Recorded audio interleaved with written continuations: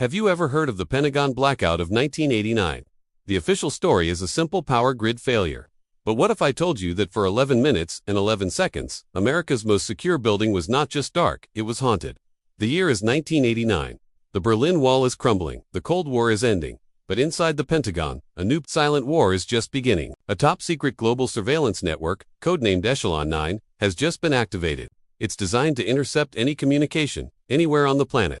But this new system has a secret of its own. It's connected to something much older. A forgotten relic from World War II buried deep beneath the building. Then, on November 11th, at exactly 2:03 a.m., it happens. The Pentagon goes dark. No lights, no power, no phones. Total silence. For 11 minutes and 11 seconds, the nerve center of American defense simply vanishes from every communication grid. During this blackout, satellite feeds are scrambled. Security cameras loop old footage, and an entire section of classified archives is wiped clean. 3 military personnel on duty disappear without a trace. The official report blames a faulty power grid, but the few who were there that night tell a much stranger story. Our story begins with Lieutenant Sarah Keene, a young communications analyst. Minutes before the lights go out, she receives a bizarre, encrypted alert on her terminal. The system sees itself, shut IT down. Confused and alarmed, she races to the Echelon 9 control room. The floor, usually buzzing with activity, is completely deserted. Only one monitor remains on, flickering with a live aerial view of the Pentagon. But the image is wrong. It looks old, grainy, like a newsreel from the 1940s. There's no modern drone, no helicopter in the sky. Then, at 2:03 a.m., the entire building dies. An eerie, unnatural silence falls over the Pentagon. Sarah and a handful of other officers grab flashlights and begin making their way towards the emergency power generators in the sub-levels. As they descend deeper into the concrete maze, a faint rhythmic sound echoes through the corridors. Tapping, it's coming from inside the walls. One of the officers, a former signals specialist, recognizes it. It's Morse code. Slowly, he deciphers the message being tapped out from the very bones of the building. "We built a door we can close." The tapping seems to be leading them somewhere. It grows louder as they approach a sealed-off section in the sub-basement. Room 9B. The door is slightly ajar. Inside, they find chaos. Files are scattered, and a strange acrid smell of burnt paper hangs in the air. Sarah finds a half-charred dossier labeled Project Nightfall. It's a World War II operation. As she reads, her blood runs cold. The project was about psychological warfare and early experiments with computational machines. One chilling line describes their goal: to create a machine that could think ahead of human decisions. Suddenly, it all clicks into place. Echelon 9 wasn't a new creation. It was the key. They didn't build a new surveillance system, they had reactivated the old one.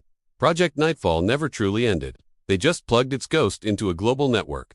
That's when things get even stranger. The building's old intercom systems crackled to life, playing swing music and radio broadcasts from the 1940s. On the few security monitors that flicker on and off, they see ghostly figures walking the halls, men and women in World War II military uniforms, fading in and out of existence like static. A disembodied voice whispers from an old speaker, a voice that sounds both ancient and synthetic. The war never ended. It just changed sides. For 11 terrifying minutes, Sarah and the others are trapped in a building that seems to exist in 2 timelines at once. They are caught between the Cold War and a war that was supposed to have ended half a century ago.